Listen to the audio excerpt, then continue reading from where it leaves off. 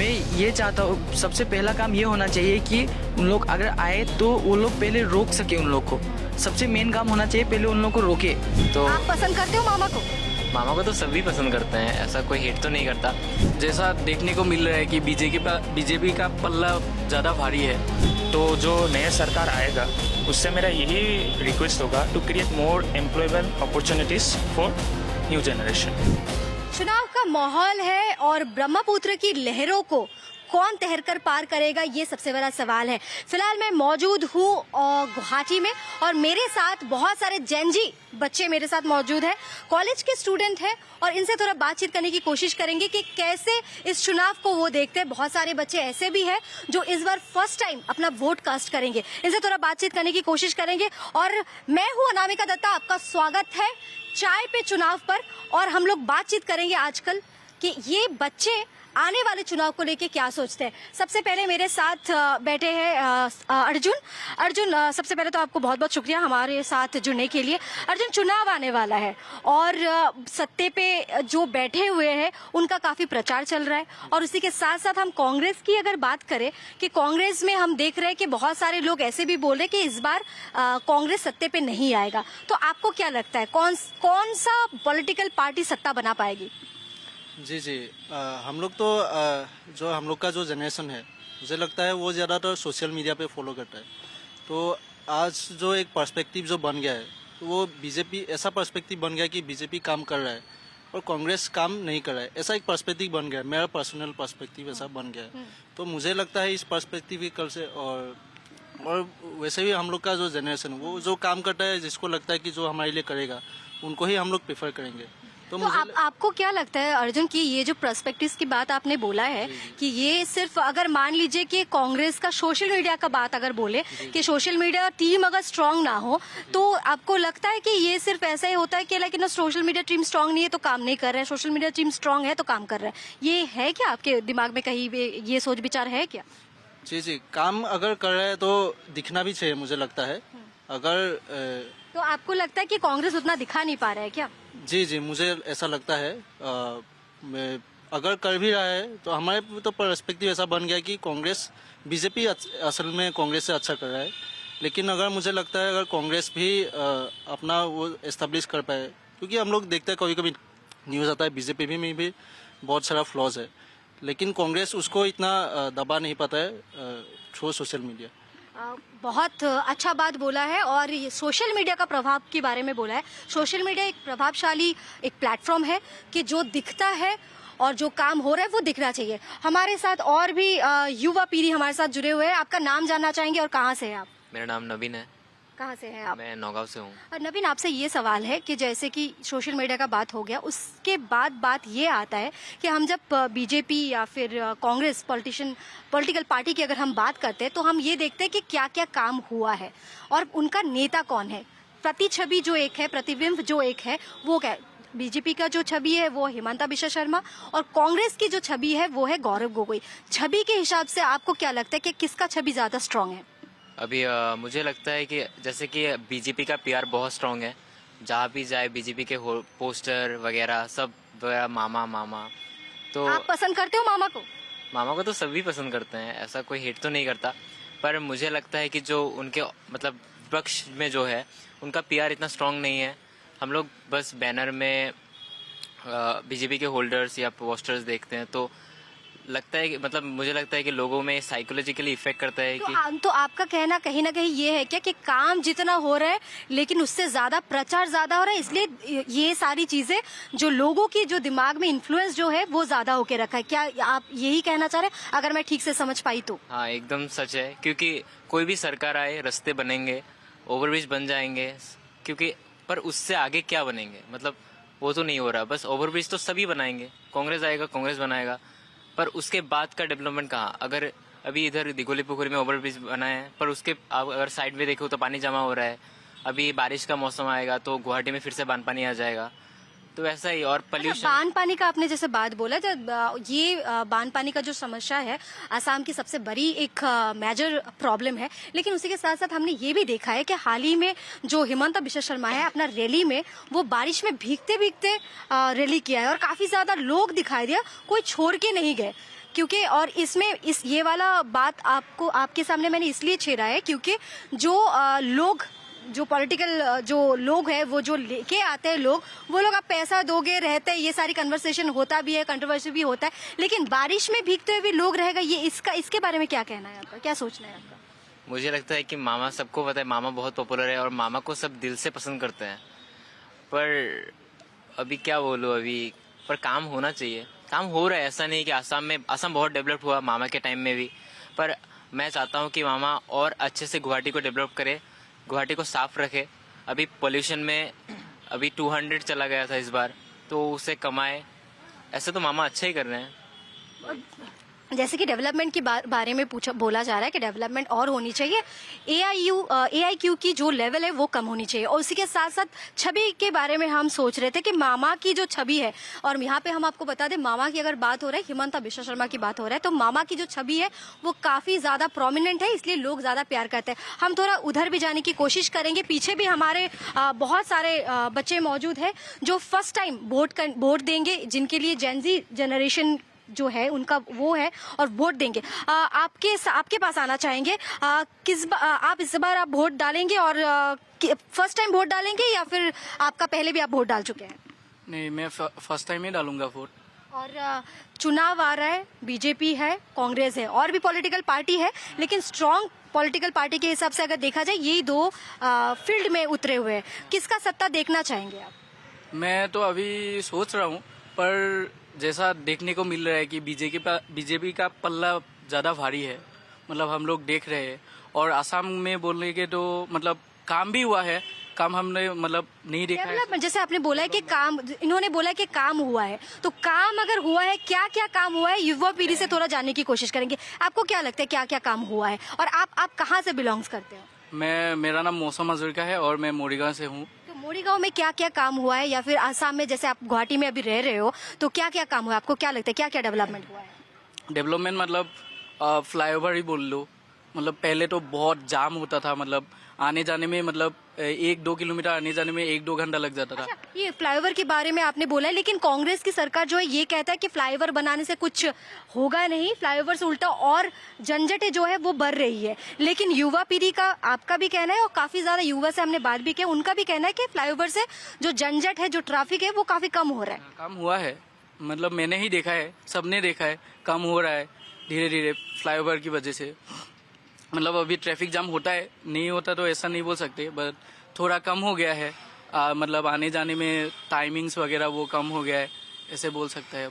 थोड़ा उस साइड जाने की कोशिश करेंगे। अंकित हमारे साथ है। अंकित, थोड़ा अगर हम इस साइड कैमरा मूव कर पाए, हमारे साथ और भी बच्चे मौजूद है। जेनजी जनरेशन के बारे में हम जैसे बोल रहे हैं, क्या प्रभाव आएगा जेनजी जनरेशन? आप फर्स्ट टाइम वोट दोगे इस बार? यस, फर्स्ट टाइम इस बार जैसे आप वोट दोगे, हम अगर नई पीढ़ी की अगर बात करें कि क्या क्या डेवलपमेंट लेके, भाई आप अगर थोड़ा उधर जा पाओ तो मैं भाई के साथ बैठ के थोड़ा बात कर पाऊंगी। हाँ, तो अगर जैसे आप जैसे फर्स्ट टाइम इस बार वोट आप डालोगे, तो क्या क्या सोच के आप वोट डालोगे? क्योंकि आप लोग युवा पीढ़ी हो, जो एक्सपीरियंस है, इस बार का जो खेल है, इस बार का जो सत्ता है, इस बार का जो चुनाव है, ये एक्सपीरियंस वर्सेस जो नई स्ट्रेटेजी है। तो आप लोग जेनजी जनरेशन हो, तो क्या मुद्दा लेके आप दिमाग में रख के आप वोट डालोगे?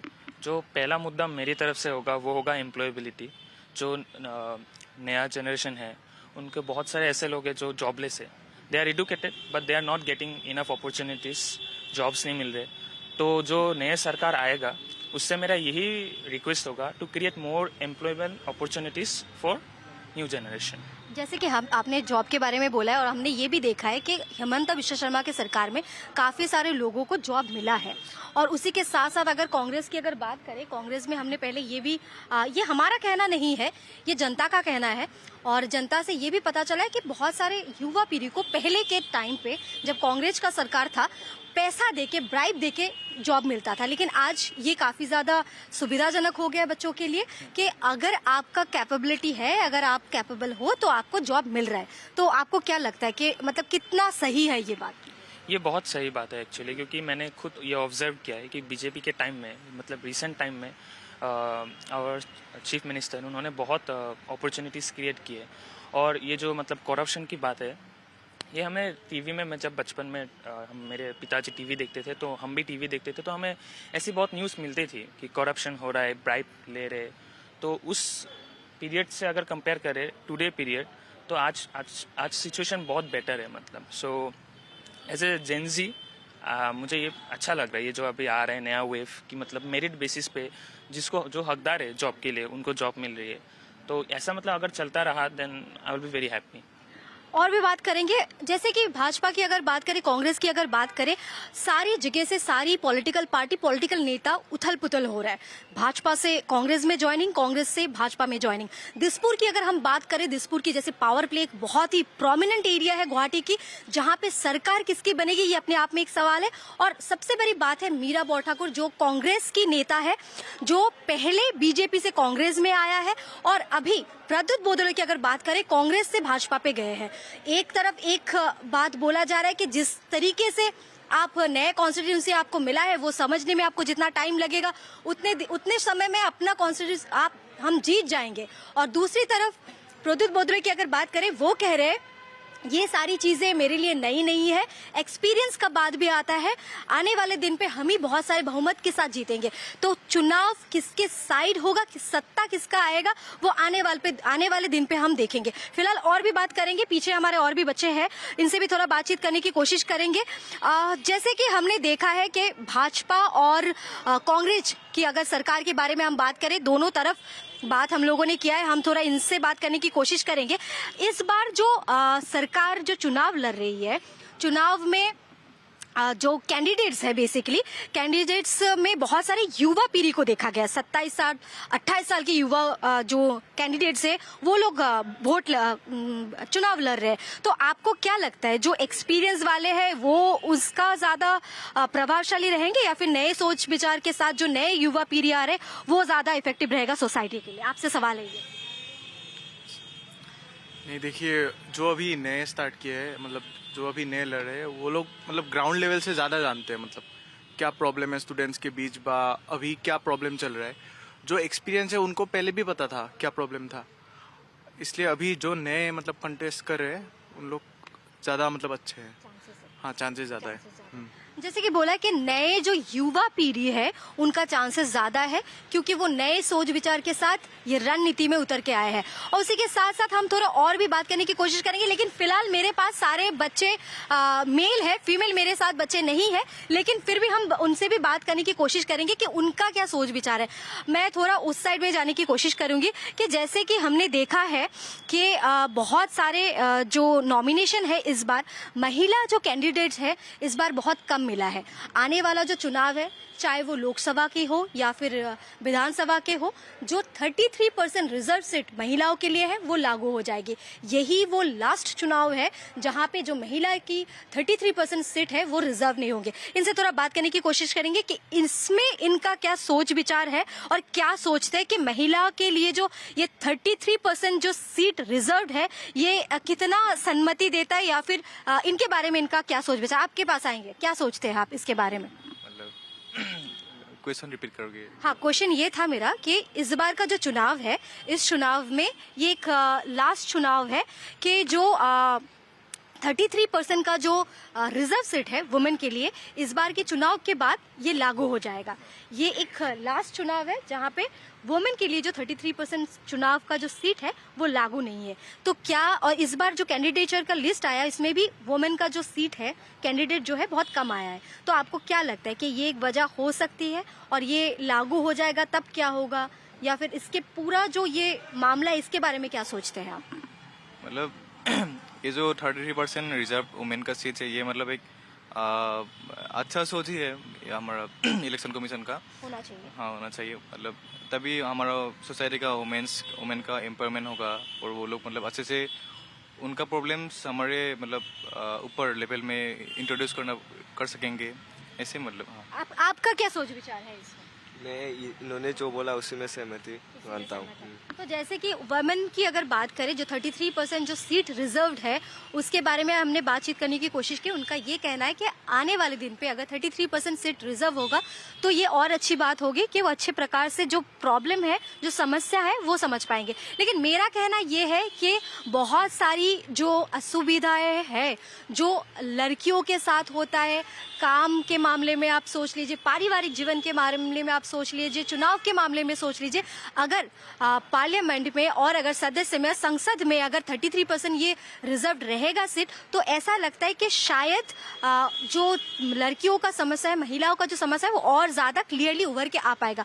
हम थोड़ा पीछे भी आने की कोशिश करेंगे, अगर अंकित थोड़ा फोकस कर पाए, कितना तक फोकस हो पा रहा है वो मुझे नहीं पता, लेकिन थोड़ा फोकस करने की कोशिश करेंगे। आपके पास आने की कोशिश करेंगे हम कि ये जो चुनाव है, मुख्यमंत्री ने ये भी कहा है कि चुनाव का कोई फायदा नहीं है, कैंपेन का कोई फायदा नहीं है, ये एक तरफा चुनाव है, क्योंकि आसाम की जो जनता है भाजपा को बहुत सारे वोटों के साथ जिताएंगे और ये एक तरफा चुनाव है। कांग्रेस के बारे में ये साफ साफ टिप्पणी किया है, तो आपका क्या कहना है इसमें?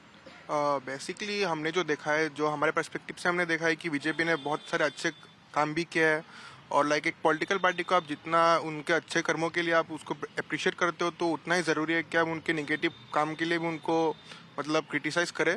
तो वो क्रिटिसाइज करने में आई थिंक गौरव को कोई असमर्थ रहे हैं, क्योंकि एज ए अपोजिशन वो सही मुद्दों को उठा नहीं पा रहे थे। लाइक वो जो इशू हम पब्लिक के लिए ज़रूरी नहीं है, वो उन पर ज़्यादा फोकस करे रेदर देन जो उनको करना चाहिए था।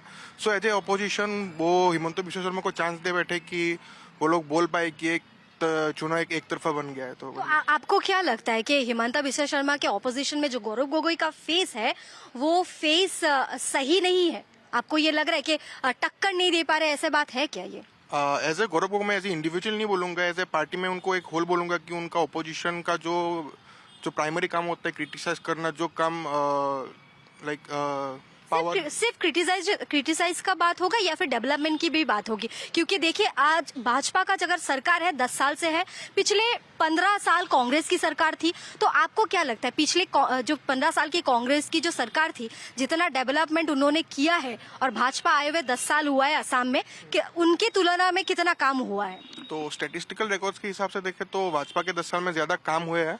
तो अकॉर्डिंगली अगर वो लोग अपोजिशन अगर कोई पॉइंट आउट करके दिखा पाते हैं भाजपा की ये काम नहीं हो रहा है, वो काम नहीं हो रहा है, यूथ के लिए ये नहीं हो रहा है, वो नहीं हो रहा है, तो आई थिंक वो एक बेटर अपोजिशन का वो रोल प्ले कर सकते थे इस सेक्टर में, जो वो लोग असहमत रहे मेरे अकॉर्डिंग, मेरे पर्सपेक्टिव में। तो वही बोलना चाहूंगा मैं। और भी सवाल है हमारे पास, और भी लोग हैं यहाँ पे, उनके पास भी जाने की कोशिश करेंगे। और सबसे बड़ा सवाल ये है कि आए दिन अगर असम की बात करें, माइनॉरिटीज की बात बहुत ज्यादा चलता है, इलीगल इमिग्रेशन की बात चलता है, बांग्लादेशी की बात चलता है। असम की अगर बात करें, असम की भूगोल एक ऐसे जगह से बना हुआ है कि बांग्लादेश की अगर बॉर्डर की अगर बात करें काफी नजदीक है, तो ये एक वजह है कि कहीं एक ऐसे इलाके हैं जहां पे इलीगल इमिग्रेशन बहुत तेजी से होता है। और आए दिन, चुनाव से पहले भी हमने देखा है, मुख्यमंत्री की अगर बात करें कि आए दिन कम से कम 5 से लेके 7 तक व्यक्ति को हमेशा पुशबैक किया गया है।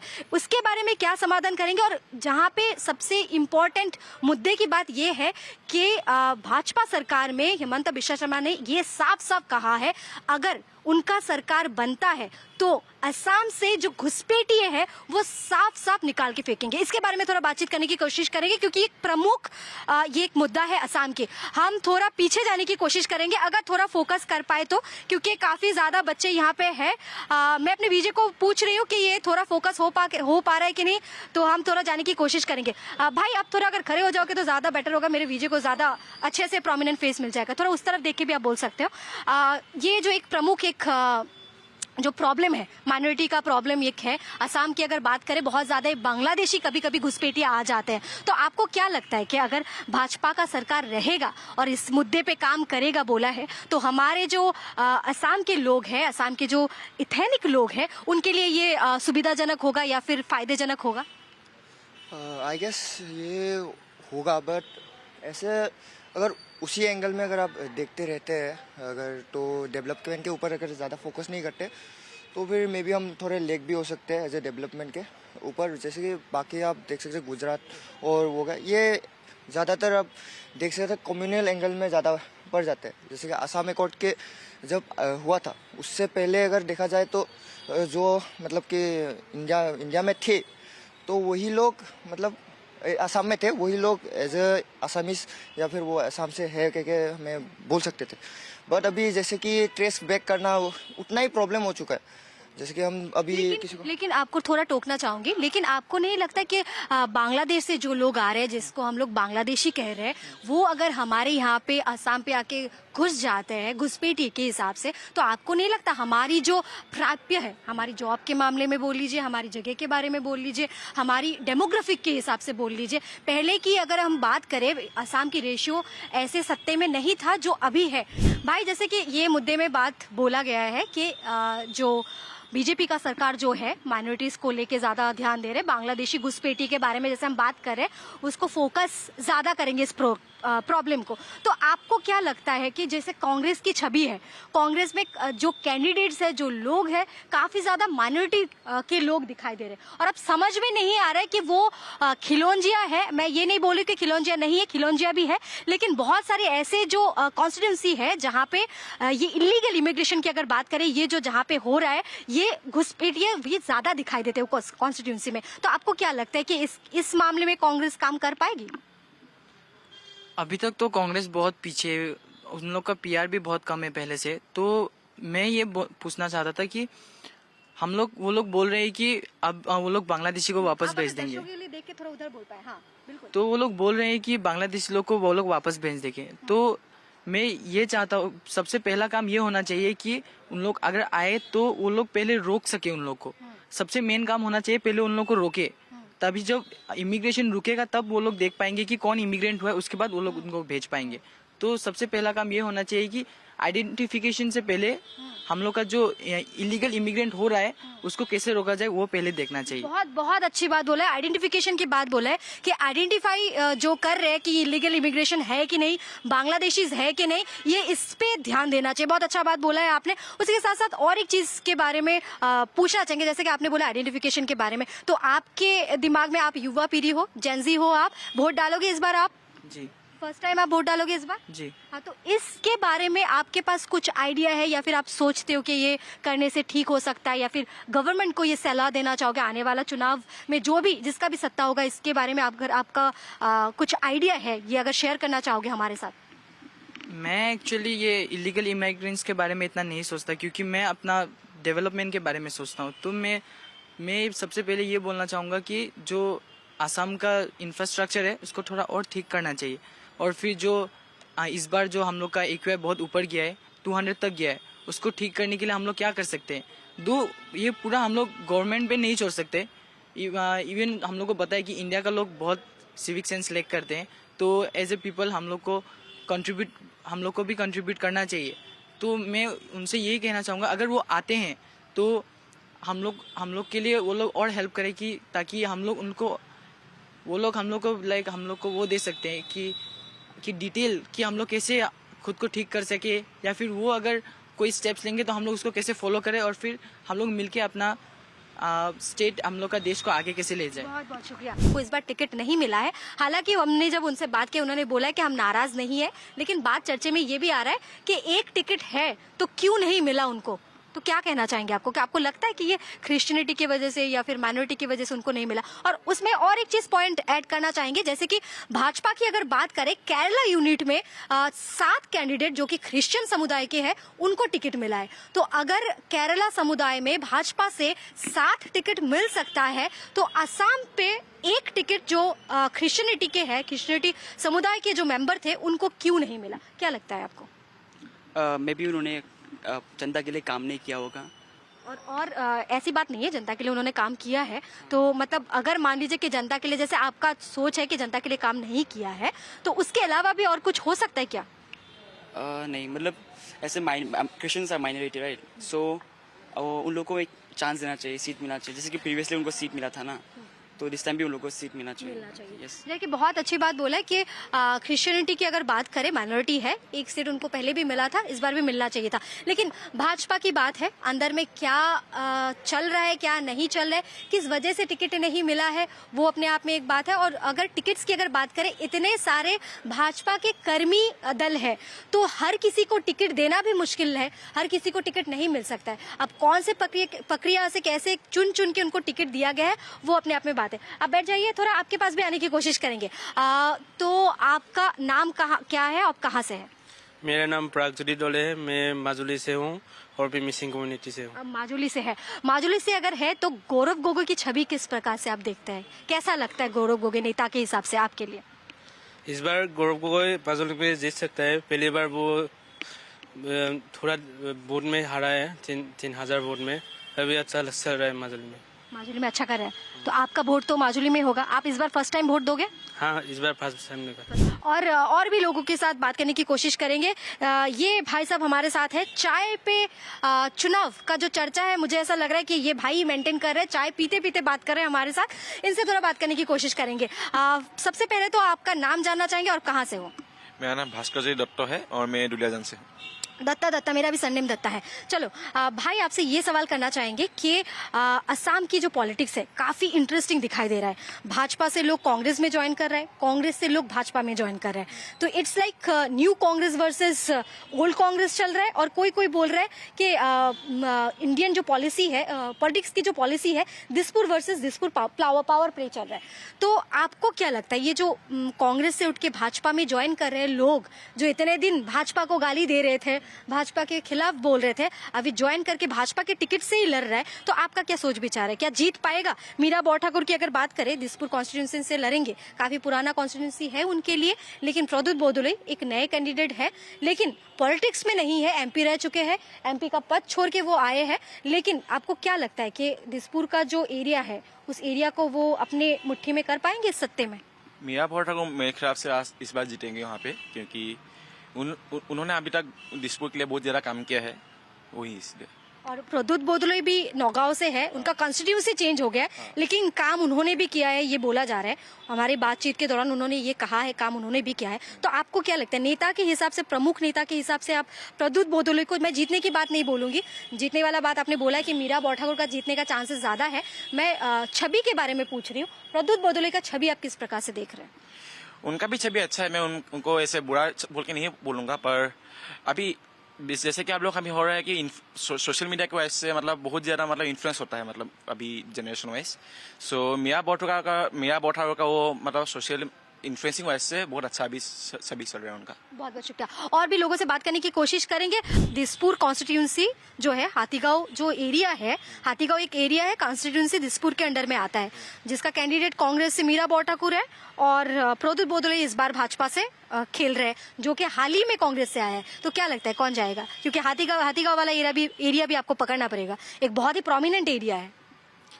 ऐसी बात नहीं है कि अगर मतलब वोट बैंक है तो फिर मतलब पावर शिफ्ट हो जाएगा उस तरफ। अगर माइनॉरिटी उधर है या फिर आप जो बोल रहे हो कि इमिग्रेंट्स है, इतना डिफरेंस तो आता नहीं, क्योंकि अगर 30% और 70% हिंदू वोट्स भी है उस तरफ हाथीगांव एरिया में है।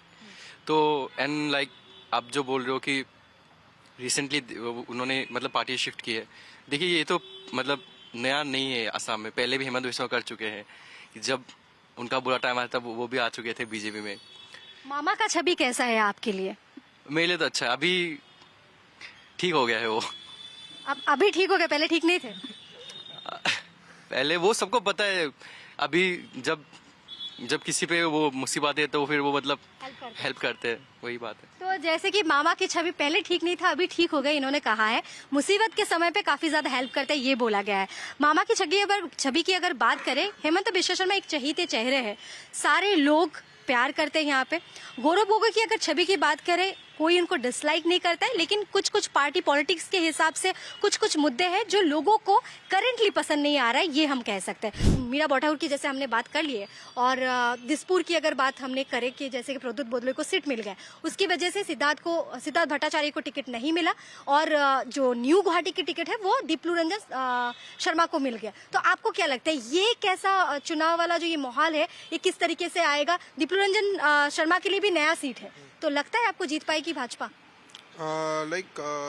अगर बीजेपी ने ये किया होगा तो कोई स्ट्रेटेजिक प्लान होगा उसके पीछे, तो सोच समझ के किया होगा कुछ। अगर उनके पास कोई स्ट्रेटेजिक प्लान वगैरह है कि वो लोग इसको इम्प्लीमेंट करना चाहते हैं, या they want to shift to a new political leader for a particular party, तो वो लोगों के कोई स्ट्रेटेजिक प्लान होगा तो उसके अकॉर्डिंग वो लोग जाना चाहते होंगे। For be they could have prioritised experience over new political leader, but I think अगर उन्होंने किया होगा तो कुछ सोच समझ के किया होगा, as they are a prominent party. तो हिमंत बिश्व शर्मा ऐसे ही कोई इरेगुलर इंसान को तो सीट देंगे नहीं और टिकट देंगे नहीं। तो लाइक वही है कि कोई सोच समझ के किया होगा, तो वही है मेरा अच्छा, भाजपा की बात करेंगे, जैसे कि प्रमुख नेता के हिसाब से अगर बात करें, भाजपा की जो हिमांता की छवि है काफी प्रमुख है। तो डेवलपमेंट की बात करेंगे, आज छवि की बात नहीं करेंगे अभी, और बहुत छवि की बात हो गई है। डेवलपमेंट आपके हिसाब से क्या क्या हुआ है?